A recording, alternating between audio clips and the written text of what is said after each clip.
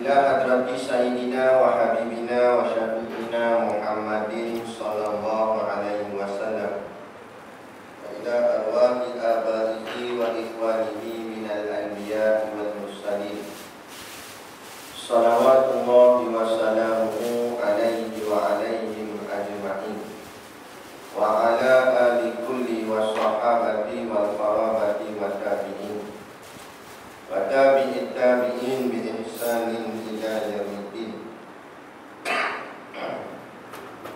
wa ila arwahi walidina wa muallimina wa dhawil huquqi alaina ajma'in wa khususan ila hadrati Syekh Abu Abdullah Husain bin Muhammad Nasir bin Muhammad Taib Al-Mas'udi Al-Banjari Bisiril Fatihah.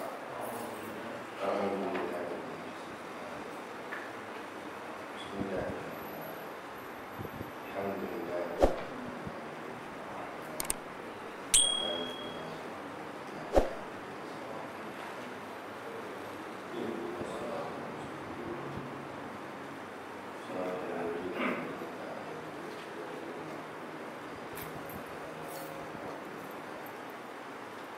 Bismillahirrahmanirrahim. Alhamdulillahirabbil alamin. Wassalatu wassalamu ala asyrafil anbiya'i wal mursalin sayyidina Muhammadin wa ala alihi wa sahbihi ajma'in. Subhanaka la ilma lana illa ma 'allamtana innaka antal alimul hakim. Rabbi shrah li sadri wa yassir li amri wahlul 'uqdatam min lisani yafqahu qawli. Wala haula wala quwwata illa billahil aliyyil azim. Amma ba'd.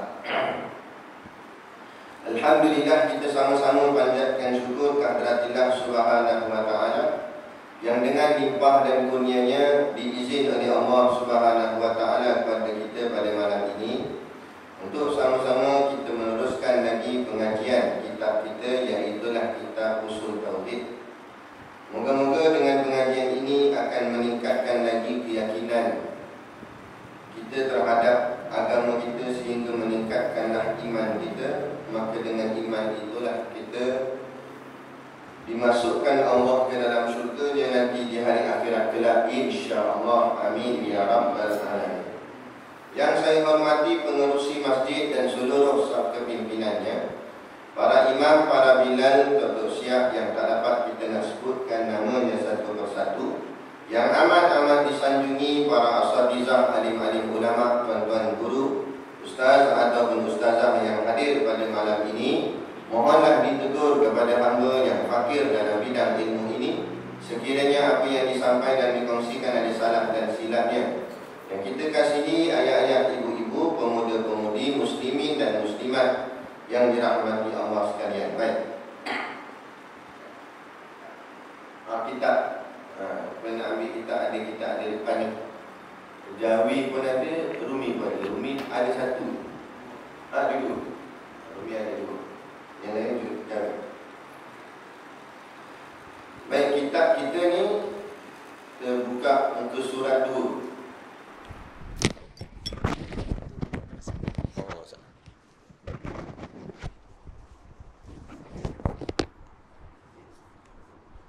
Kitab Jawi kita buka muka surat 2 bahagian Muqaddimah.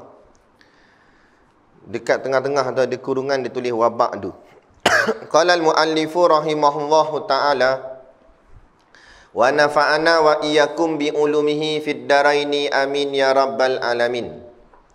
Kata pengarang kitab, wa ba'du, adapun kemudian daripada itu, maka inilah suatu risalah yang kecil pada menyatakan beberapa makna dan beberapa faedah bagi beberapa lafaz yang beredar atas agama Islam, yang jadi dengan dia berbeza setengah yang demikian itu daripada setengahnya, yang hamba pungut akan dia daripada kitab Munyatul Fakir Al-Mutajarrid atas matan Jurumiyah bagi Syekh Abdul Qadir bin Ahmad Al-Kuhati. Dan lain lagi lah. Kita baca ni dulu. Jadi wa ba'du ni menjadi adab. Adab dalam penulisan kitab ataupun di dalam ucapan yang memisahkan antara kata-kata pujian kepada Allah dan kemudian pujian kepada baginda Nabi SAW dan ahli keluarga Nabi, dan seterusnya barulah nak masuk kepada pengisian ataupun apa yang nak dibahaskan tentang kitab tersebut. Maka tempat pisah dia iaitu perkataan wa ba'du, ataupun setengah tu dia tulis amma ba'du. Kalau kita dengar Tok Khatib baca khutbah pun ada juga amma ba', dia kata. Itu nak memisahkan antara pujian-pujian kepada Tuhan dan pada Nabi tu. Lepas tu nak cerita tentang tajuk ataupun isi yang nak disampaikan. Jadi begitu juga sama dengan kitab ni. Syekh kata wa ba'du. Makna wa ba'du tu, wa tu dengan makna dan, ba'du tu selepas. Ataupun dengan makna ada pun kemudian daripada itu. Maka inilah suatu risalah yang kecil, kata Syekh. Kata ni adalah kata tawaduk, kata merendah diri. Kata Syekh, kitab yang kita pegang ni, dia kata kitab risalah yang kecil. Risalah yang kecil. Pada dia kecil, pada kita besar. Sebab apa, ilmu yang ada dalam kitab ni yang dia tulis, kadang-kadang kita pun tak erti, kan? Nanti kita akan tengok isi-isi dalam dia. Kadang-kadang ada perkara yang mungkin baru first time kita dengar, ataupun baru kita nak mengaji. Maknanya tapi makna kata ilmu tu tinggi lah. Tapi Syekh ni dia merendah diri, dia kata risalah ini adalah risalah yang kecil. Itu tawaduknya ulama-ulama zaman dahulu. Ilmu banyak dirasanya sikit. Zaman hari ni ilmu sikit dirasanya banyak. Baru mengaji sikit je, baru masuk college je, baru keluar universiti je, baru boleh dapat sijil je, terus dah mengaku pakar sana pakar sini, alim sana alim sini. Pada tok-tok guru pondok, ulama-ulama besar, nak bertahun-tahun siap bukan setakat mengaji kitab, siap tulis kitab. Kita baru mengaji je, mereka siap tulis karang kitab, kemudian syarah lagi. Jadi maknanya tingginya ilmu mereka ni, tetapi mereka merendahkan diri, kata kitab mereka ni kitab kecil je. Itu sifat yang terpuji, puji syarak. Kita ni begitulah. Jangan kita rasa besar lah, jangan rasa hebat. Dia buat apa jadi manusia ni jadi sombong? Kenapa manusia jadi sombong? Sebab manusia ni dia ada rasa lebih. Itu masalah. Nak buang sikap sombong ataupun nak buang rasa sombong dalam diri, kita kena buang rasa lebih. Dia jadi sombong ni puncanya sebab kita rasa kita lebih daripada orang. Kita rasa kita ada lebih daripada orang. Lebih tak kira lebih apalah, lebih kaya ke, lebih harta ke, lebih ilmu ke. Kita rasa lebih tu, dengan perasaan lebih itulah akhirnya kita tak dapat nak kawal diri kita, ada rasa sombong. Masuk sombong, kita rasa kita lebih bagus daripada orang lain. Itu sombong lah tu. Habis macam mana nak buang rasa sombong ni? Buang sikap rasa lebih tu. Jangan pandanglah lebih, tak ada lebih. Tak ada lebih. Macam malam ni, saya mengajar, bukan maksud saya lebih. Boleh jadi kalau lebih pun lebih bahagian baca kitab je, tapi bahagian amal kurang. Tuan-tuan mungkin bahagian dengar je, tapi amal banyak. Jadi tak ada lebih, tak ada siapa lebih. Dan malah kita pandang pula orang lain lebih daripada kita pula kurang. Itu sepatutnya. Sebab itulah orang yang merasa dirinya baik, dialah yang paling jahat. Orang yang merasa dirinya jahat, dialah yang paling baik. Kita rasa kita lah penuh kekurangan. Termasuk melangkah kaki ke masjid ni tadi, kita pegang bahawa dalam masjid ni akulah yang paling bodoh, akulah yang paling kurang amal, akulah yang paling rendah sekali. Dalam ramai-ramai ni aku paling tak erti. Pegang situ tak apa dah, tak ada masalah. Tapi kita tak nak macam tu tak. Sebab apa? Tak best tak nampak power lah. Kita nak biar nampak power pada mata manusia. Siapa yang mencari kemuliaan makhluk mendapat kehinaan Tuhan. Siapa yang mencari kemuliaan Tuhan akan mendapat kehinaan makhluk. Jadi pilih antara satu. Kita nak makhluk puji kita, Kita nak makhluk suka kat kita, tapi Allah benci kat kita. Sebab apa Allah benci? Sebab kita nak kemuliaan makhluk. Kita bukan nak kemuliaan Allah. Tapi siapa yang mencari kemuliaan Allah, dia nak Allah suka dia. Dia nak Allah puji dia. Dia nak Allah reda dia. Nak ghalibnya, manusia pula benci dia. Makhluk pula tak suka dengan dia. Kadang-kadang jadi macam tu. Tegakkan Islam ni, cakap tentang Islam, nak lagi-lagi tak kena dengan cita rasa moden orang zaman sekarang. Mula orang tak suka. Orang kata apa benda ustaz ni, kolot tentang mana ni, cakap apa ni. Kan? Orang tak suka. Kan? Orang nak duduk lepak-lepak, ada kopi apa semua. Kita kata, pergi semayang jemaah masjid. Nak pergi semayang, pergi ya. Cakap-cakap orang benda. Kata kami ya, nak pergi tak? Tak suka. Nak cakap benda baik, nak buat benda baik, memang orang tak suka. Tapi Allah suka tak? Allah suka. Jadi buat pandang apa manusia suka. Kita nak biar Allah suka. Biar seluruh makhluk di atas muka bumi ni, katakanlah seluruh makhluk atas muka bumi ni benci kat kita. Tapi Allah tidak membenci kita. Untung kita. Sebab yang nak jamin masuk syurga bukan makhluk, Allah. Yang ada anak kunci syurga bukan makhluk, Allah.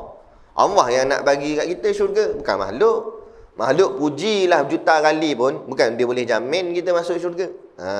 Jadi, nak buat apa kat bahagian makhluk? Tapi kalau makhluk semua suka kita, sayang kita, puji kita, melambung-lambung, tapi satu tak suka kita, Allah. Allah je tak suka kita. Duduk dalam neraka selama-lamanya. Na'udzubillah min zalik. Jadi ini dia. Syekh dia bersifat dengan sifat tawaduk. Ulama-ulama dulu bersifat dengan sifat tawaduk. Sentiasa meletakkan diri itu merendah diri. Tapi kena faham juga, berkenaan merendah diri tawaduk ni ada tempat dia. Ada tempat tak boleh tawaduk. Ada tempat tak boleh tawaduk. Ada tempat tak boleh pakai tawaduk, dia kena pakai sombong pula. Bila? Bila berhadapan dengan musuh. Berhadapan dengan sesama kita dalam hal-hal akhirat, dalam hal-hal ibadat, itu kita pakai tawaduk. Nak semayang, kita tawaduk. Kita rasa semayang kita lah paling korek sekali, paling cerai sekali. Semayang orang lain bagus, khusyuk dan sebagainya. Itu kita pakai buah tawaduk. Tapi bila berhadapan dengan musuh, nak lawan musuh, nak musuh Islam, musuh Allah, tak boleh pakai tawaduk, kena pakai sombong. Sombong dengan syiar agama Allah. Sombong dengan syiar Islam. Gah menunjukkan izzah depan musuh. Siap cabar lagi. Nak depan-depan musuh kata, alah setakat hampa ni aku tiup melambung. Kena cakap gitu. Dia kata, amboi sombong ni. Tak, memang sombong. Sebab aku yakin tentera Islam akan menang. Sebab apa? Sebab kita innallaha ma'ana. Berhadapan dengan musuh tak boleh kita buat lembik. Nah, Allah bersama kita. Kita kena buat, kena tunjuk taring. Tu bila depan musuh kena pakai sombong. Tapi depan sahabat-sahabat, depan orang Islam sesama kita, saudara se-Islam, itu kita pakai buah lembut. Yakni pada tawaduk, merendah diri, mendahulukan orang lain. Kita ke belakang sikit tak apa. Tapi dalam berjuang, dalam berjihad, kita depan sekali. Begitu. Tapi kita ni banyak terbalik. Nah, bahagian depan orang bukan main nak ke depan dulu. Nah, akulah dulu, akulah ni. Tapi bila bahagian depan musuh, dia paling belakang sekali. Dia kata, gi alu. Tu terbalik. Tu tak kena. Tu tak jadi hamba Allah yang dikasihi Allah. Hamba Allah yang tidak bertakwa kepada Allah. Itu hanya bermuka-muka di hadapan Allah. Kita bila berkenaan soal-soal kebaikan, tak apalah kita, orang cakap apa, merendah-rendahkan diri. Tapi bahagian soal-soal perjuangan, nak lawan musuh, kitalah yang gah sekali, duduk ke depan sekali. Dalam satu peristiwa di zaman Nabi, Nabi tanya ke sahabat, Nabi angkat pedang, Nabi angkat. Nabi kata, sahabat-sahabat sekalian, siapa yang nak pegang pedang aku? Nabi tanya. Siapa nak pegang pedang Nabi? Oh, seronok lah kalau dapat pegang Nabi, sebab ni pedang Nabi. Nabi pegang pedang, bukan sembarangan pedang Rasulullah. Nabi tanya, siapa nak pegang pedang aku? Nak keluar seorang sahabat dengan menundukkan kepala, ana ya Rasulullah, saya nak pegang ya Rasulullah, dengan suara yang rendah, lembut. Kata Nabi, kamu duduk ke tepi dulu. Siapa lagi nak pegang pedang aku? Tanya Nabi. Keluar lagi sahabat lain pun lebih kurang tu juga. Dia kata, saya nak pegang ya Rasulullah, dengan tunduk kepala. Nabi kata, duduk tepi dulu. Tiba-tiba seorang sahabat Nabi nama dia Muhammad bin Basmalah kalau tak silap. Dia keluar. Dia keluar dengan nada yang lantang, dengan tegas, dengan suara yang agak meninggi. Dia kata, "Ya Rasulullah, bagi aku pegang pedang ni ya Rasulullah. Nescaya akan aku guna pedang ini untuk mencatas kepala-kepala musuh-musuh Allah." Dia kata. Dengan suara tegas gitu. Barulah Nabi pun berkata, "Kalau begitu kamu pegang pedang aku sekarang." Nabi bagi. Jadi daripada peristiwa ni, apa ulama kupas? Daripada cerita ni, apa yang boleh diambil iktibar? Maka maknanya di sini dalam soal pedang, Nabi memilih sahabat yang tegas untuk memikul tanggungjawab perjuangan. Sahabat yang keras, sahabat yang orang cakap apa? Soalnya sanggup berkorban. Nah, bukan jenis yang lembik gitu. Jadi kita kena faham juga. Ada masa kena lembut, ada masa kena keras. Bukan sentiasa lembut, bukan sentiasa keras. Ada tempat-tempat dia. Macam marah. Marah ni tak baik. Marah ni setengah riwayat hadis kata sifat iblis. Kan? Marah. Tapi kalau pada tempatnya kena marah, kena marah. Macam mana marah? Marah bila orang menghina agama kita. Marah bila orang hina Nabi. Marah bila orang kritik, nak mempersenda-sendakan agama kita. Yang tu wajib marah. Mana boleh tak marah? Kalau tak marah, maknanya kita tak ada perasaan, tak ada rasa cinta dan sayang pada agama ni, pada Allah, pada Rasulullah. Dia gitu. Macam orang hina bapak kita, kita rasa marah. Kenapa kita rasa marah orang hina bapak kita? Sebab kita sayang bapak kita. Tapi kalau tak ada rasa sayang, dia buat tak kisah je. Orang dah pijak kepala bapak dia siap tonyoh lagi, dia buat tak reti je. Itu tak reti. Itu maknanya dalam hati dia tak ada sayang, tak ada kasih. Tak? Macam ni. Nah, 2 hari bulan 1 ni, mereka nak buat program Ratu Cantik. Tuan, nak buat program Ratu Cantik, nak buat di Putrajaya. Dalam masalah COVID tak selesai lagi, sibuk lagi nak buat maksiat. Kan? Jadi apa peranan kita sebagai umat Islam? Sebab benda tu berlaku di tanah air kita. Kan? Di negara kita. Kita sebagai salah seorang daripada yang duduk menghuni dalam negara ni dan menganut pula, pegang pula agama Islam. Tiba-tiba orang nak buat maksiat, kita tak rasa apa-apa. Jadi kok mana kita kata kita sayang Islam? Dengan orang buat maksiat ni seumpamanya orang bakar Islam. Tiba-tiba orang bakar Islam, kita biar. Ibarat orang bakar rumah kita, kita biar. Itu maknanya kita tak kisah rumah kita terbakar ke, rumah kita nak jadi apa, lantak pi. Yang dia bakar tu ruang tamu, bukan bilik tidur aku, dia kata. Itu. Kita banyak bagi alasan gitu. Bukan kena-mengena dengan aku. Nak buat tu tak jaya, bukan Penang. Kita tak ambil peduli. Inilah sikap asabiah yang ditanam oleh Barat kepada umat Islam pada hari ini. Apa yang terjadi di Palestin, kita buat tak kisah. Apa jadi kat Afghanistan, kita buat senyap. Apa jadi kat Iraq, kita buat tak kisah. Apa jadi kat Indonesia, Habib Rizik Syihab, seorang ulama yang lantang membela Islam, ditangkap. Ada anak muridnya 6 orang dibunuh. Kita buat tak kisah. Kita duk sibuk gaji kita dah masuk belum? Bonus dapat tak dapat ujung tahun ni? Tu bahagian kita. Nak bahagian besar perut je. Lepas tu ada hati nak masuk syurga. Cait. Pintu syurga mana nak buka kalau begitu? Kan? Sahabat Nabi datang jumpa Nabi, "Ya Rasulullah, aku tak nak ikut pergi berperang boleh tak? Tapi aku buat ibadat banyak-banyak lah. Aku semayang banyak-banyak, aku baca Quran banyak-banyak, aku zikir banyak-banyak." Nabi tanya balik, "Dah tu kamu nak masuk dengan apa masuk syurga?" Nak tadi dengan ibadat tadi, semayang, puasa, baca Quran, zikir. Nabi geleng kepala. Nabi kata tidak. Sesungguhnya anak kunci syurga duduk di bawah mata pedang, kata Nabi. Maknanya nak boleh masuk syurga dengan berjuang. Bukan semata-mata dengan ibadat semata, dengan semayang saja. Semayang ni cas. Nak cas iman kita, bagi mantap iman. Baca Quran, cas. Nak guna pula dia, gunanya untuk mempertahankan Allah dan Rasul. Itu perjuangan. Islam ni kalau tak dititik beratkan jihad, tidak dititik beratkan perjuangan, maka takkan sampailah Islam di tanah Melayu kita hari ini. Nescaya kita hari ini bukan orang Islam kita hari ini. kalau tak ada perjuangan, tak ada jihad, mungkin hari ni kita adalah golongan Hindu. Boleh jadi kita ni orang kafir. Nah, tapi atas perjuangan lah, atas jihad lah, sampai Islam di tanah Melayu, dan hari ni kita jadi sebagai salah satu daripada umat Islam. Bukan setakat Arab saja. Kan? Dah. Sekarang ni jihad ni dah mula orang cakap apa, dah tak disebut. Sebab apa jadi begitu tuan-tuan? Sebab kita berada di zon selesa hari ni. Sebab kita sonok dengan serba-serbi teknologi, kemewahan hidup, jadi rasa zon selesa, jadi buat tak kisah. Kan? Kita tak ambil peduli pun Islam dihina ke apa ke, yang penting aku cukup makan, cukup minum, sudah. Kita berada di zon selesa. Kita nak tanya balik diri masing-masing, nenek moyang kita dulu-dulu zon selesa ke? Sebelum merdeka dulu zon selesa ke?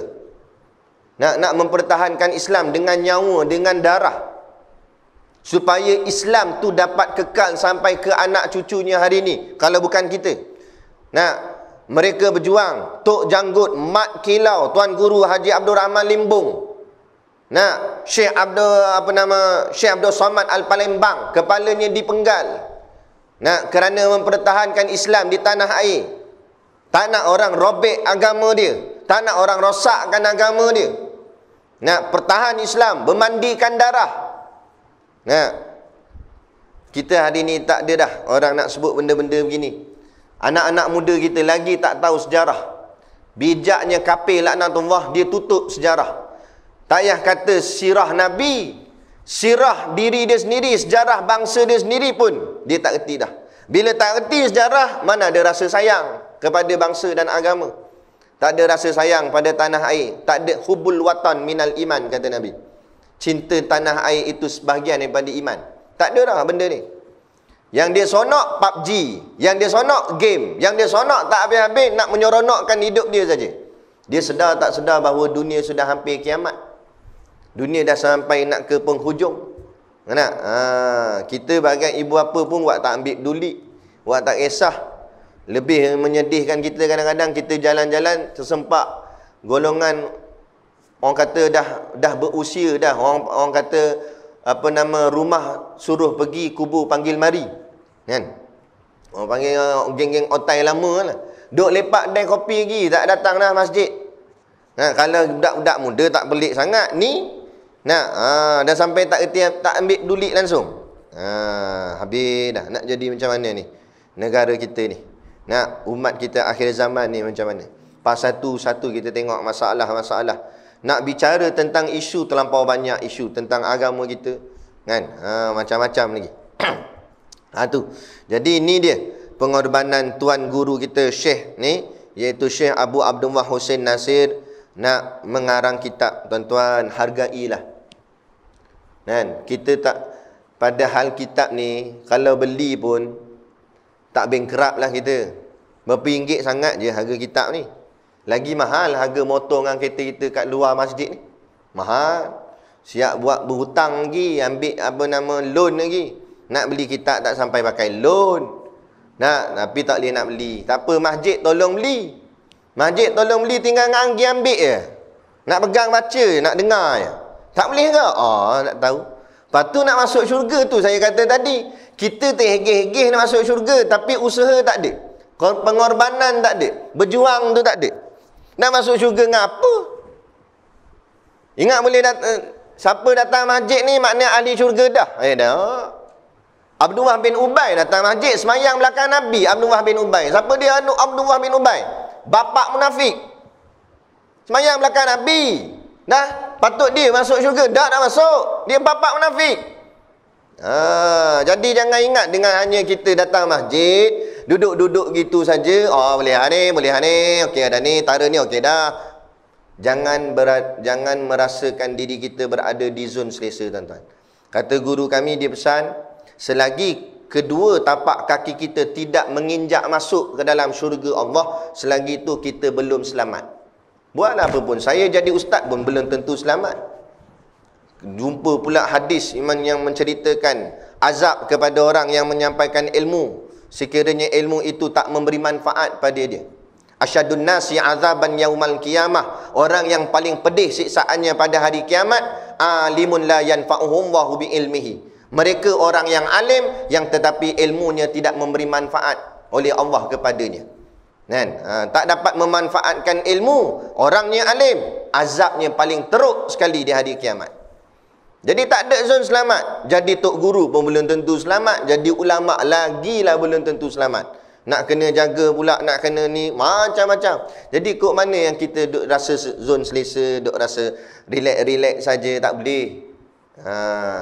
Kita kena fastabiqul khairat, berlumba-lumba buat kebaikan selagi mana nyawa masih di kandung badan. Sebab nanti kita menyesal. Dah terbaring, terlantar kat katil hospital tu, duk main meter, tek gitu. Barulah teringat, syoknya kalau pergi masjid mengaji, syoknya baru kalau ni. Baru nak tu tang ni. Nak itu, nak ini, masa tu tak ada dah. Lepas tu malaikat maut datang, cabut nyawa. Lagi menyesal. Dalam Quran Allah cerita orang dalam kubur minta balik, hidup balik. Nak bangkit balik boleh tak? Mana boleh dah mati. Maknanya menyesal. Orang yang beramal pun menyesal, apatah lagi yang tidak beramal, lagi-lagi menyesal. Aduh. Baik, jadi kata Syekh, maka inilah suatu risalah yang kecil.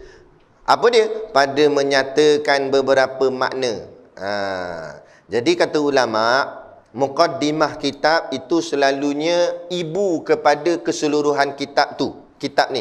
Maknanya, nak tahu kitab ni isi dia apa, tengok muqaddimah dia. Sebab muqaddimah ni dia selalu macam, ibarat bahasa moden kita panggil sinopsis lah. Maknanya keseluruhan cerita dirangkumkan di hadapan sekali. Tapi nak faham cerita tu lebih lanjut, kena mengajilah keseluruhan dalam kitab tu. Tapi yang depan ni dia cerita saja, muqaddimah dia. Macam kat dalam Al-Quran, ibu Ummul Quran, ibu kepada Quran suratul Fatihah. Kerana semua 113 surah yang lain terkandung isinya tu termasuk dalam isi suratul Fatihah. Semua ada dalam Fatihah. Sebab tu suratul Fatihah sab'un mathani, 7 ayat yang dibaca secara berulang-ulang. 17 kali kita baca tiap hari. Subuh, zuhur, asar, maghrib, isyak kita baca tiap hari baca. Sebab apa? Sebab bila baca Fatihah itu ibaratnya membaca keseluruhan Al-Quran. Sebab segala isi Quran duduk dalam dia. Sebab dia ibu. Begitu jugalah seluruh isi kitab ni duduk pada muqaddimah dia. Itu kata Syekh. Maka dia kata dalam kitab ni menyatakan beberapa makna. Makna apa dia? Makna-makna ilmu-ilmu dalam agama Allah ni, dalam Islam ni lah. Contohnya ibadat-ibadat yang kita buat. Contoh ibadat apa? Solat lah, semayang. Nanti dalam kitab ni dia akan cerita makna solat. Supaya kita buat bukan kerana adat-adat, tapi kita nak kita buat kerana ibadat. Dia hari ni jadi dua ni. Ada orang dia buat ibadat kerana ibadat, tapi ada orang dia buat ibadat kerana adat. Tahu tak ibadat kerana adat? Macam mana? Jadi rutin. Biasa dah. Pergi balik masjid, adat biasa je. Tapi dia sendiri tak faham. Kenapa dia kena semayang? Apa faedah semayang? Apa kelebihan semayang? Dia tak faham. Sampai Ramadan puasa, orang lain puasa, dia pun puasa tak. Tapi dia sendiri tak faham. Apa fadilat puasa? Apa kelebihan puasa? Apa tujuan puasa? Kenapa kena puasa? Dia tak faham. Sebab dia tak memahami apa yang dia buat. Bila kita tak faham apa kita buat, kita takkan sayang apa kita buat tu. Sebab dia sendiri tak faham. Dia jadi tak sayang. Bila tak sayang, dia buat lebih kurang. Lepas tu ada orang semayang lebih kurang, angkat tangan takbir pun malah-malah. Buat lebih kurang. Sebab dia sendiri tak faham. Kalau orang faham, dia akan buat betul-betul tertib-tertib. Sebab dia tahu ini nak dihadapkan di hadapan Allah. Sebab tu perlu kepada mengaji itu dengan makna. Buat ibadat dengan ilmu. Buat amal dengan ilmu. Maka dalam kitab ni dia akan cerita tentang beberapa makna. Makna semayang, makna puasa, makna-makna ibadat yang kita buat lah. Dan beberapa faedah. Dan belajar pula tentang faedah. Apa makna faedah? Faedah bermakna samarah. Samarah itu maknanya buah. Buah tu maknanya hasil. Jadi kita buat sesuatu perkara biar kita faham apa faedahnya. Faedahnya maksudnya apa hasilnya? Apa hasil daripada solat? Apa orang cakap apa maqasid ataupun tujuan semayang? Mana bila semayang apa hasil dia? Bila puasa apa hasil dia? Supaya barulah bertepatan dengan ibadat tu hasil tu dapat. Ni dak buat ibadat tapi hasil macam tu juga. Ada tak? Orang semayang tapi mulut celupa juga. Puasa tapi duk menghina orang, kutuk orang, nombor 1 ke? Jadi maknanya ibadat tu tak memberi kesan, tak mengubah sifat akhlak diri dia. Sebab apa? Sebab dia tak faham makna ibadat yang dia buat dan dia tak tahu apa faedah hasil daripada ibadat yang dia buat. Semayang ni sujud tu sebagai tanda kita tunduk. Hebat macam mana pun muka ni, laku macam mana pun muka ni, muka YB, muka menteri, muka power muka kalau gi tu orang semua sanjung. Hebat macam mana pun muka ni, sembam atas lantai. Tu Allah nak tunjuk apa? Allah nak kata hebat macam mana pun kamu, tunduk depan aku, sembamkan muka. Tu supaya buang rasa ego. Ni dak semayang ego juga. Sebab dia tak faham apa faedah sujud, apa faedah ibadat yang dia lakukan. Ni dalam kitab ni insya-Allah Syekh akan terangkan pada kita, ajar pada kita faedah-faedah ibadat-ibadat yang kita buat. Bagi beberapa lafaz yang beredar atas agama Islam. Lafaz ni maknanya perkara-perkara yang penting dalam agama lah, seperti semayang, puasa dan sebagainya itulah. Nanti dia akan cerita dalam kitab ni. Yang jadi dengan dia berbeza setengah yang demikian itu daripada setengahnya. Yang menjadikan setiap ibadat tu ada kelebihan dia masing-masing. Menjadikan setiap ibadat tu unik setiap satu. Bila unik maknanya benda tu sedap, benda tu hebat. Tapi kadang-kadang kita tak terasa ibadat tu hebat. Dia puncanya apa, tuan-tuan? Ibadat ni dia sebenarnya diibaratkan seperti makanan ataupun hidangan yang sangat lazat. Lazat macam mana? Macam kita makan lauk, makan nasi. Kita makan ikan siakap, kita makan apa lagi? Seafood, ketam ke apa ke, benda sedap-sedap lah. Pantang tengok lah. Memang kadang-kadang benda sedap ni tak makan lagi, tengok tu dah terliur dah ditekak. Betul tak?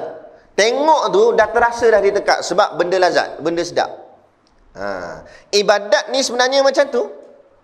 Ibadat ni, kalau Allah buka hijab pada diri kita akan kelazatan ibadat, dia akan terasa macam tu. Dia tengok jadual kuliah tu dah rasa sedap dah. Sedap nak mengaji ni, nak mengaji. Tengok kitab tak mengaji lagi dalam dia. Baru tengok kulit kitab, dia rasa sedap ni, lepas ni aku nak mengaji kitab ni. Dia rasa seronok. Semayang. Ada orang dia lazat dengan solat. Pas salam semayang, pas salam semayang. Assalamualaikum warahmatullahi wabarakatuh. Allahu akbar. Assalamualaikum warahmatullahi wabarakatuh. Dia suka semayang, seronok. Pas semayang. Kita pelik, kita kata, tak penat ke? Orang kalau lazat, penat tu hilang. Orang kalau minat, orang kalau sedap, orang kalau suka, benda yang meletihkan ke, dia jadi hilang. Sebab dia dah fana, dia dah tenggelam dengan kelazatan sesuatu benda tu. Sedapnya satu benda tu, benda-benda yang meletihkan ke apa, dia tak terasa dah. Itu yang kita nak capai. Kelazatan beribadat, zikir sedap. Ada orang dengan berzikir tu sedap dia. Sampai kadang tak makan, tak minum dengan berzikir saja. Sebab dah capai tahap yang tinggi kelazatan dia. Tapi kenapa kita tak rasa lazat ibadat? Dia, hati ni ibarat cawan. Hati kita ni ibarat cawan. Kalau cawan tu kotor, ada najis, ada taik. Taik dia lah, bukan taik biasa-biasa, bukan taik ni. Taik orang pun ada, taik kucing, macam-macam najis lah, ada boh kat dalam cawan. Lepas tu kita ambil air yang paling sedap, air sedap-sedap, air buah, katalah fresh orange. Kita ambil fresh orange, tuang dalam cawan. Dalam cawan tu ada taik. Lepas tu kita tuang fresh orange. Lepas tu kacau, lepas tu minum. Jadi rasa apa? Rasa fresh orange ke rasa fresh taik?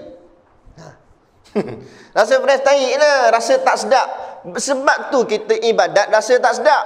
Semayang kita rasa malahnya, kena pula imam baca panjang, dalam hati dah mula lah. Kata, baca panjang pula. Pendek-pendek dah lah nak nunjuk kat orang lah tu dah. Dia nak, ada orang, kata guru kami, orang beriman masuk masjid macam ikan masuk air. Ikan masuk air, dia sonok. Orang beriman masuk masjid, dia tenang. Tapi ada antara kita, masuk masjid, cepat-cepat nak keluar. Tok Imam tak dan doa, lompat atas motor dah.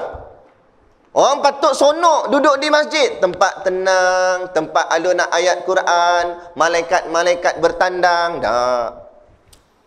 Dia sonok lama-lama kat mana? Tesco. Nampak? Shopping komplek, pasar malam, tempat-tempat yang banyak setan. Tempat baik, rimas dia, rimas. Tak boleh duduk lama. Tu tanda tu hati kita ada masalah.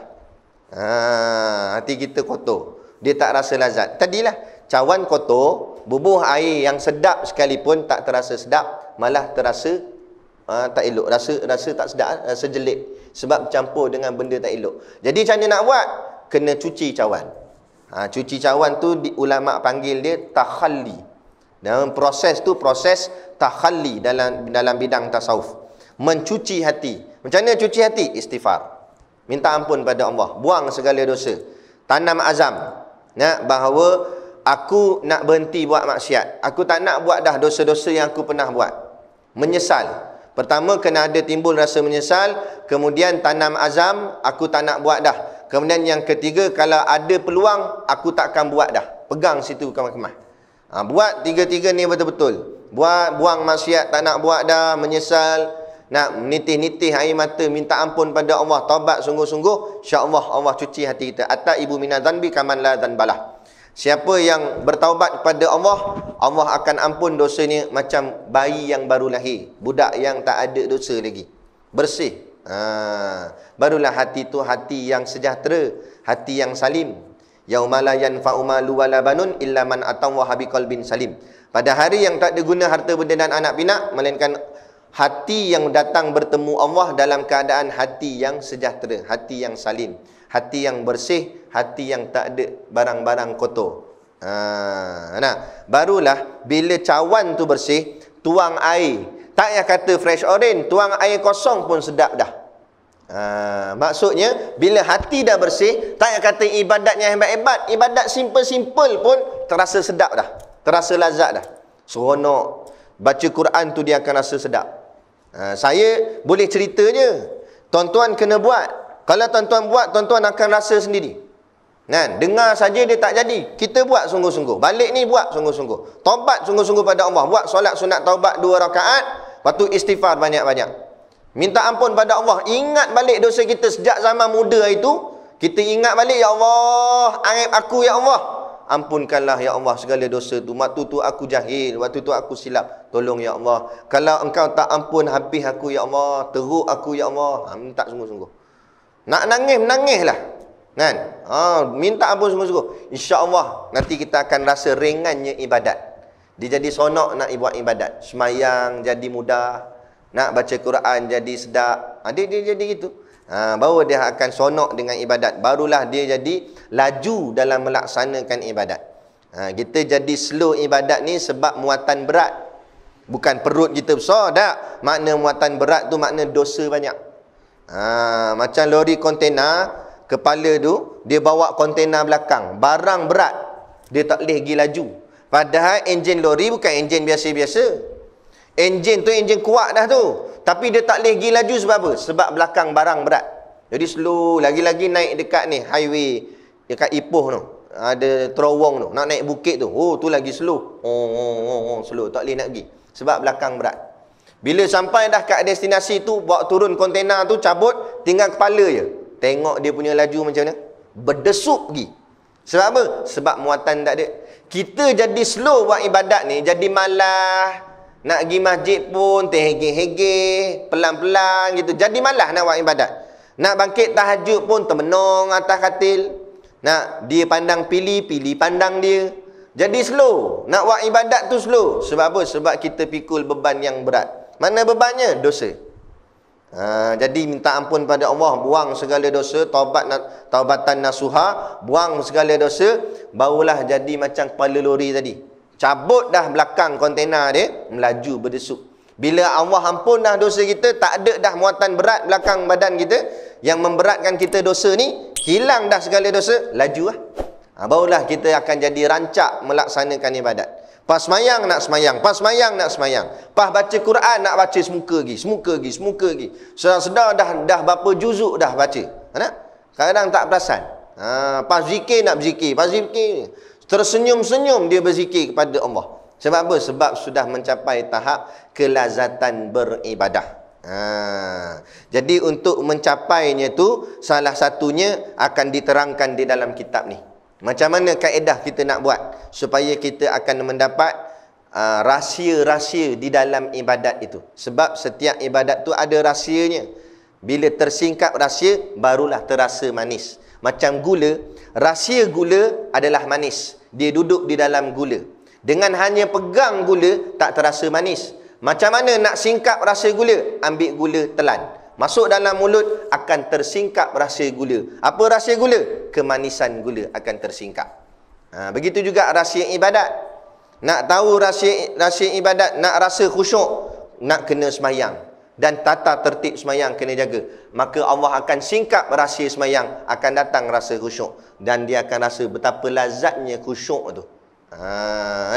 Tapi kalau tak buat, ada orang bagi alasan, sebab tu saya tak semayang Ustaz. Awak sebab tak khusyuk. Jadi buat apa semayang kalau tak khusyuk? Sakit dia tu. Kan? Dia kata, macam mana nak rasa manis? Dengan pegang gula je, mana boleh rasa manis? Masuk dalam mulut lah. Maknanya ibadat tu kena laksanakan, barulah kita akan rasa. Dia punya kemanisan dia. Kan? Bunyi dah. Sikit lagi lah saya habiskan dia punya mukadimah. Baik. Mana dia tadi? Jadi berbeza-beza setengah yang demikian itu daripada setengahnya. Yang hamba pungut, dia bahasakan nama dia hamba.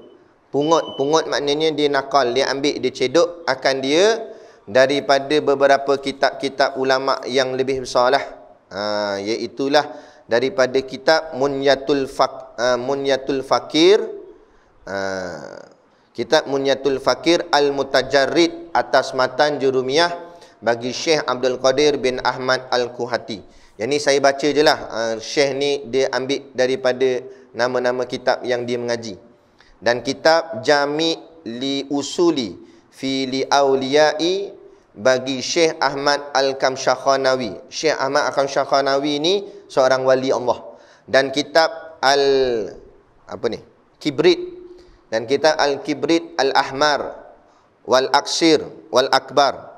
Al-Iksir Al-Akbar bagi Sayyidina Said Abdullah bin Abi Bakar Al-Idrus. Dan lagi diambil daripada kitab Ar-Risalah Al-Kushairiyah bagi Imam Abi Al-Qasim Abdul Karim bin Hawazin Al-Kushairi. Dan lagi diambil daripada kitab Matan Nasafi dan Matan Umul Barahin, kitab akidah, dan beberapa syarah bagi keduanya. Begitulah. Maknanya nak ceritanya dia cedok-cedok, dia ambil-ambil daripada kitab ini, kitab ni. Maknanya nak menceritakan, dia nak tawaduk lah bahawa bukan dia ilmu dia, tapi ilmu daripada guru-guru dia ambil daripada kitab ni gitu. Adab orang menuntut ilmu memang begitu. Kalau tengok jenis asatizah, ustaz-ustaz yang mengaji pondok, selalu dalam ceramah mereka akan kata guru saya.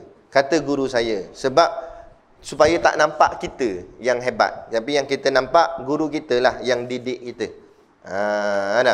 Ni diri dia angkat diri dia sangat. Ni masalah. Kita ni takkan jadi begini kalau bukan guru kita yang ajar kita. Dan guru kita takkan jadi guru, melainkan guru dia. Last kali naik guru-guru, last kali guru paling besar siapa dia? Baginda Nabi SAW. Tu. Baik, kemudian doa Syekh nafa'anallahu bi'ulumihim wa nawwara qulubana bi anwari asrarihim. Amin. Kita aminkan doa ni. Apa kata Syekh? Nafa'anallah, maka Allah manfaatkanlah kami ya Allah biulumihim, dengan ilmu-ilmu mereka. Ilmu-ilmu ulama-ulama ni tolonglah bagi manfaat kepada kami ilmu tu. Wa nawwara qulubana, dan terangkanlah hati-hati kami dengan cahaya, bi anwari, dengan cahaya-cahaya asrarihim, rahsia-rahsia mereka. Macam saya sebut tadi, setiap suatu ibadat itu ada rahsia di dalam dia. Jadi kita nak Allah bukakan rahsia itu kepada kita. Bila terbuka rahsia, terasa lazat. Bila terasa lazat, barulah kita akan istiqamah melaksanakan ibadat tu. Dan kita akan buat dengan yang terbaik, insya-Allah. Tu. Maka barang yang datang di dalam risalah ini, kitab ini, atas kebetulan yang sebenarnya, dia kata. Kebetulan tu maksudnya atas takdir Allah. Allah dah tetapkan. Bukan dia rancang pun, bukan dia nak tulis kitab sangat, tapi atas takdir Allah, Allah tentukan dia akhirnya tulis kitab. Jadi maknanya dia tulis kitab, tujuan dia tujuan Allah, bukan tujuan nak cari royalty, nak cari income, duit tak. Tapi kebanyakan kita hari ni, golongan agamawan, buat kerja agama sebab nak cari income. Itu masalah. Nak cari income, buat benda lain lah. Jangan campur dengan benda agama. Itu buat benda lain, itu buat benda bisnes. Sebab tu saya suka dengan cara Tok Guru saya. Dia memisahkan. Bahagian nak cari income, nak cari duit, tu meniaga kat luar. Jual barang, telur masin nama tu, itu meniaga, memang nak cari duit. Ada pun mengajar bukan cari duit, mengajar cari pahala. Kita nak didik masyarakat berkongsi ilmu supaya sama-sama kita faham ilmu Allah dan sama-sama kita berpimpin tangan masuk syurga Allah. So, tak ada siapa lebih pun. Tak ada saya lebih, tak ada tuan-tuan lebih. Tapi kita sama-sama nak berpimpin tangan, sama-sama masuk dalam syurga Allah. Tu je tujuan sampai dakwah. Tapi bila yang ni tak ada, itulah. Bila ceramah minta duit. Kalau minta sikit boleh tahan kira 3-400, minta 1000. Nak jemput saya ni kurang-kurang 3-4 ribu dia kata. Dah tabung, orang duk dema RM1 seorang. Yang datang tak sampai 20 orang. Paling kuat RM20 boleh dapat. Nak bayar ke dia 2,000. Nak cekau mana? Lepas tu saya nak tegur kat. Kadang-kadang ahli jawatan kuasa masjid surau pun satu hal juga. Yang terhegeh-hegeh panggil orang macam ni buat apa? Nak membazir duit. Kadang bukan boleh ke ilmu sangat pun. Nak lebih kepada famous dia je. Populariti. Nak kejar populariti. Kita pun tergeh-geh lah pergi jemput. Duit sampai habis. Korek duit tabung tu. Habis duit. Dalam bank pun habis. Yang jenis tok-tok guru yang baca kitab istiqamah tiap-tiap bulan mengajar kita, tarbiyah kita supaya faham agama. Yang tu dia buat tak peduli. Dia buat tak kisah. Jadi kita ni nak kejar apa? Kita nak kejar populariti ke atau nak kejar keilmuan? Sebab tu akhirnya masyarakat kita tetap jahil. Walaupun buat kuliah banyak pun. Sebab apa? Sebab yang dikejar bukan ilmu. Yang dikejar populariti. Yang dikejar nak syok-syok. Yang dikejar nak sonok-sonok. Ini masalah. Benda ilmu agama bukan benda sonok. Benda ilmu agama ni benda dakwah, perjuangan, jihad. Bukan nak buat pertandingan, nak masuk TV, nak buat pertandingan program da'i lah apa bagai ni. Bukan nak tanding-tanding. Ilmu agama Allah bukan untuk dipertandingkan. Ilmu Allah untuk diamalkan, untuk didakwahkan kepada orang supaya kita dapat beramal dalam ilmu agama Allah. Itu tujuan. Bukan nak tunjuk siapa lebih masyhur, siapa lebih pandai bercakap. Jadi masalah. Masjid buat kontes. Kita panggil semua ustaz-ustaz yang mengajar di masjid Jamik Binjai ni, kemudian buat pertandingan. Mana ustaz yang ceramahnya paling seronok, paling best, paling ramai audien dengar. Apa bertanding? Kita bukan nak bertanding. Tok Guru apa nama? Saya tak ingat nama. Tok Guru Haji Awang Lanai. Ada lagi? Salah seorang guru kepada Tok Guru kita ni, Tok Guru Siddiq Noor ni. Tok Guru saya, Tok Guru Siddiq Noor ni, dia mengaji dengan Tok Guru Haji Awang Lanai. Salah seorang guru dia. Ramai lagi guru dia. Tu salah seorang yang masih hidup. Yang lain semua meninggal dah. Jadi tapi waktu tu Tok Guru Siddiq Noor dia duduk jauh. Dia bukan duduk kat Lanai tu, bukan kat situ, dia duduk tempat lain. Jadi pagi-pagi lepas sembahyang subuh dia bertolak daripada rumah dia. Dia nak pergi mengaji kat Tok Guru Haji Awang Lanai. Pergi. Sampai-sampai Tok Guru Haji Awang Lanai dah habis kuliah subuh. Sampai-sampai tu dah habis kuliah subuh. Tok Guru Siddik Nur datang 2 orang dengan kawan dia. Tapi dia nak mengaji juga. Jadi dia minta izin Tok Guru Haji Awalanai boleh tak ajar dia kitab Hidayatus Sibyan. Tok Haji Awalanai kata boleh. Tok Guru Haji Awalanai ajar dia 2 orang je. Tapi suara dia tak ubah macam dia mengajar 200 orang.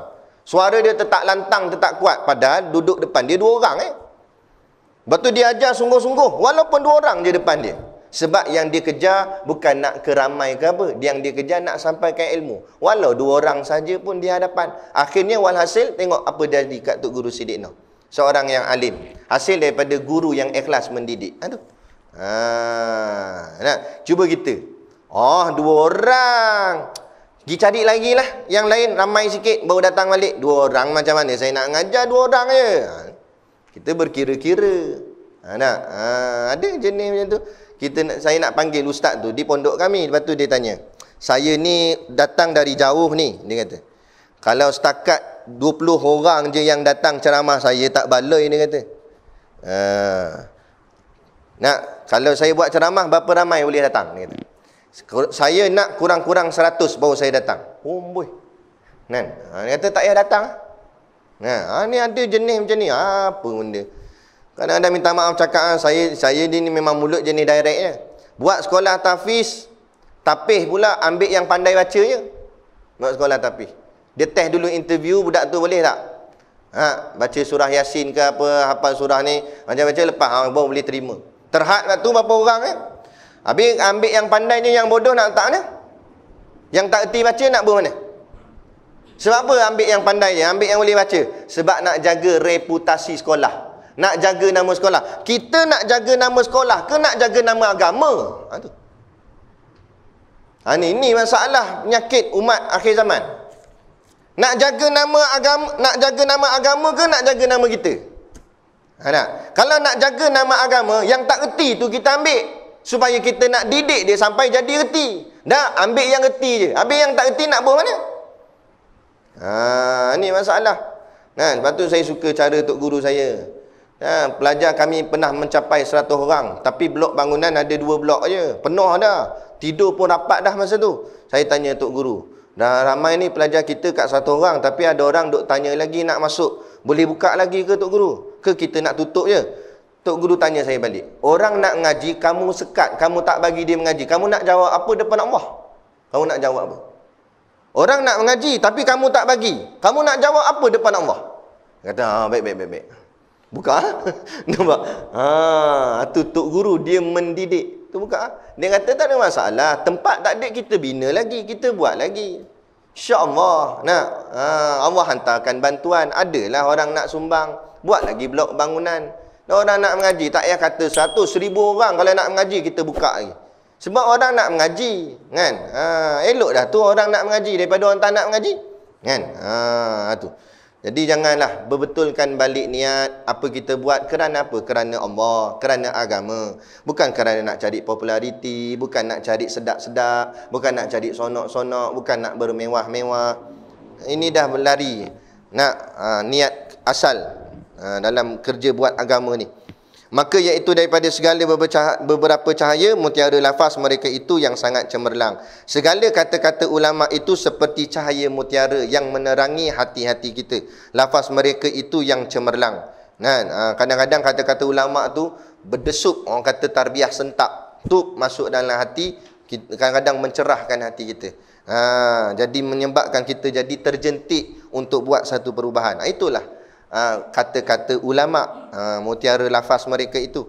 Dan barang yang datang ia atas kesilapan atau ganggu ibaratnya. Kemudian kata Syekh, kalau dalam kitab ni ada silap, ni tawaduk. Tu kita kena bersifat tawaduk macam ulama. Dia kata kalau dalam kitab ni ada silap, ada tak betul dia punya penerangan ibarat dia, maka iaitu daripada hati hamba yang hina lagi keruh ini. Itu kalau ada silap, itu silap hamba lah dia kata. Silap saya lah dia kata, pengarang kitab ni. Kerana hati saya ni hina lagi keruh. La ilaha illallah. Dia kata hati dia hina lagi keruh. Dan kalau ulama ni, Tuan Husin Kedah, Syekh Abu Abdullah Husin Nasir, keturunan dia semua keturunan ulama. Ayahnya ulama, toknya ulama, cucu dia ulama, anak dia ulama. Sampai ke hari ni cicit dia pun seorang ustaz. Ada lagi ni keturunan dia. Keturunan dia Allah buat keturunan mulia. Semuanya ulama. Syekh Abu Abdullah Hussein Nasir. Ada pondok hampir 20 biji tempat pondok. 20 pondok dalam negara ni, ada 20 kawasan pondok bawah kelolaan dia masa dia hidup dulu. Karang kitab 20 lebih kitab karang. Tiba-tiba dia kata hati hamba yang hina lagi keruh. Dan kalau dia ngaku hati dia hina lagi keruh, dah hati kita teruk lagi lah. Nampak? Ni tawaduknya seorang ulama. Tu Saidina Umar kata, ya Rasulullah, kalau ada orang yang paling last masuk ke dalam syurga, aku harap akulah orangnya. Saidina Umar. Saidina Umar kata dia merasakan diri dia tu kurang sehingga dia kata dia paling last masuk syurga. Kalau Saidina Umar last masuk syurga, kita masuk endak kalau macam tu? Nak ceritanya tawaduknya mereka ni. Lagi tinggi lagi menunduk, lagi tinggi lagi menunduk, bukan lagi meninggi-ninggi. Tu. Baik. Maka hamba harap daripada segala akhwan, dia panggil kita akhwan. Akhwan ni maknanya saudara-saudara lah, yang melihat ia akan cederanya, kalau nampak dalam kitab ni ada benda tak betul, membetul akan dia, tolong betulkan, dia kata. Kemudian daripada ta'ammul yang hakik, tapi dengan syarat selepas dicek betul-betul lah. Jangan main nak cari salah orang, maksudnya macam tu. Maknanya tengok betul-betul ada benda silap, tolonglah betulkan. Dan kemudian daripada tiada dapat lagi hendak tanggung akan dia atas betulnya. Kalau dah cek apa semua, tak jumpa juga ada silap, tetapi mungkin ada silap di sisi Allah, maka dia berlepaslah. Kerana itu setakat mana yang dia mampu buat. Dia kata maknanya dia tetap merendahkan dirinya. Jikalau dengan barang yang terlebih jauh dan daif sekalipun daripada segala kaul. Kalau dalam kitab ni dia ada bawa pandangan-pandangan yang lemah ataupun daif dari sudut kaul-kaul itu, ni minta maaf lah kalau makna kata ada kesilapan di dalam kitab ni. Wala haula wala quwata illa billahil aliyil azim. Dan tak ada daya dan tak ada kekuatan melainkan dengan pertolongan Allah yang maha tinggi lagi maha agung. Innahu ala ma yasha'u qadir. Sesungguhnya Allah jualah atas segala sesuatu, atas izinnya setiap sesuatu itu berkuasa atas Allah Ta'ala. Tu cerita dia. Kemudian habis dah kita bahagian muqaddimah. InsyaAllah kuliah kita akan datang, kita akan masuk kepada isi yang pertama, tajuk yang pertama, iaitu muqaddimatun fi fadilatil ilmi wa ta'allumih, yakni pada menyatakan kelebihan menuntut ilmu dan mengajar akan ilmu, dan kelebihan menuntut akan dia. InsyaAllah kita sambung kat situ nanti. Kuliah kita seterusnya lah bila? Tahun depan lah kuliah kita. Lambat lagi tahun depan tu. Jadi permintaan daripada ahli jawatan kuasa masjid, sebelum kita sebelum kita menunaikan solat fardu isyak, apa kata kita bacakan sama-sama suratul Mulk, supaya menjadi amalan kepada kita. Kadang-kadang kita nak buat seorang-seorang kat rumah, kadang-kadang kita tak ada kekuatan. Masa rajin buatlah, masa duk balok sikit, malas sikit, jadi malas pula nak buat. Jadi kita buat ramai-ramai di masjid, jadi ada kekuatan. Sebab tu jemaah ni kuat. Sebab tu alaikum bil jamaah, kena bersama jemaah.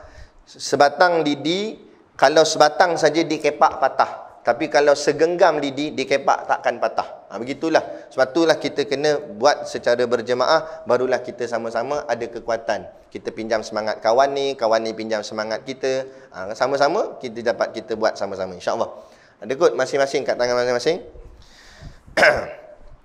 Kita mulakan dengan Fatihah. Bismillahil Fatihah. A'udzubillahi minasyaitonirrajim. Bismillahirrahmanirrahim. Alhamdulillahirabbil alamin. Arrahmanirrahim. Maliki yaumiddin. Iyyaka na'budu wa iyyaka nasta'in. Ihdinas siratal mustaqim. Siratal ladzina an'amta 'alaihim ghairil maghdubi 'alaihim waladdallin. Amin. Bismillahirrahmanirrahim. Tabarakalladzi biyadihil mulku wa huwa ala kulli syai'in qadir. Alladzi khalaqal mauta wal hayata liyabluwakum ayyukum ahsanu amala wa huwal azizul ghafur.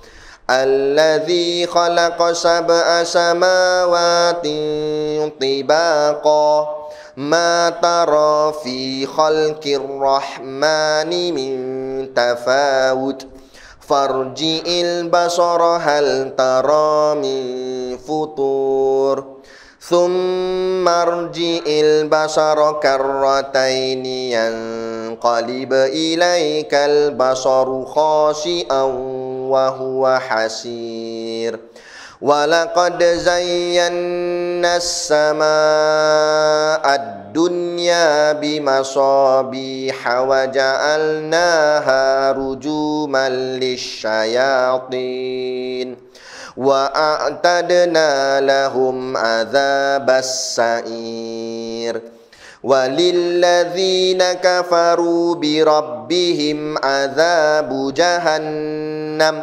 وبئس المصير إذا ألقوا فيها سمعوا لها شهيقا وهي تفور تكاد تميز من الغيظ كلما ألقي فيها فوج سألهم خزنتها ألم يأتكم نذير قالوا بلى قد جاءنا نذير فكذبنا وقلنا ما نزل الله من شيء إن أنتم إلا في ضلال كبير وقالوا لو كنا نسمع أو نعقل ما كنا في أصحاب السعير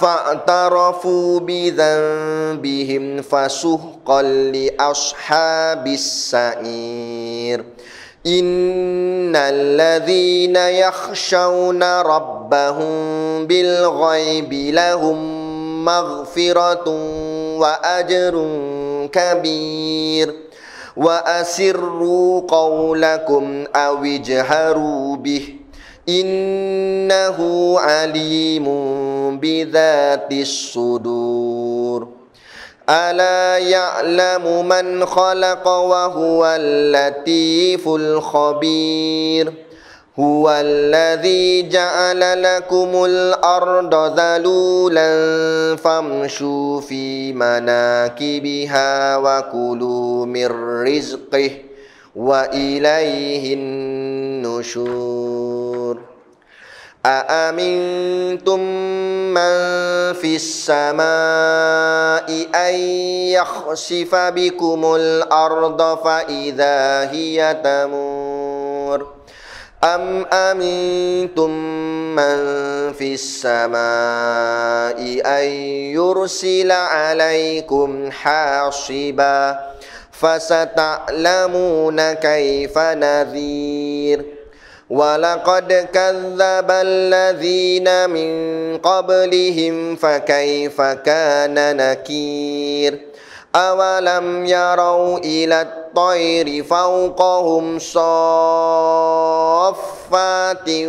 ويقبض ما يمسكهن إلا الرحمن إنه بكل شيء بصير أمن هذا الذي هو جند لكم ينصركم من دون الرحمن إن الكافرون إلا في غرور أمن هذا الذي يرزقكم إن أمسك رزقه بل لجوا في عتو ونفور أفمن يمشي مكبا على وجهه أهدى أمن يمشي سويا على صراط مستقيم قل هو الذي أنشأكم وجعل لكم السمع والأبصار والأفئدة قليلا ما تشكرون قل هو الذي ذرأكم في الأرض وإليه تحشرون ويقولون متى هذا الوعد إن كنتم صادقين قل إنما العلم عند الله وإنما أنا نذير مبين فلما رأوه زلفة سيئت وجوه الذين كفروا وقيل هذا الذي كنتم به تدعون